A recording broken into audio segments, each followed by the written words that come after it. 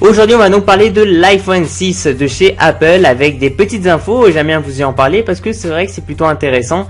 Est-ce que déjà vous savez que normalement il devra avoir deux iPhone 6 et qu'ils ne devront pas sortir en même temps?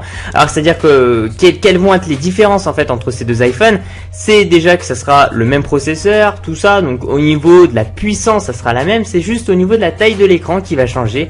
On a premièrement l'iPhone 6 de base, c'est-à-dire en 4.7 pouces, qui est on va dire un peu comme celui du 5S, et on a aussi l'iPhone 6 qui sera prévu aussi en 5.5 pouces. Donc là c'est un peu une grosse nouveauté qu'on retrouve de chez Apple.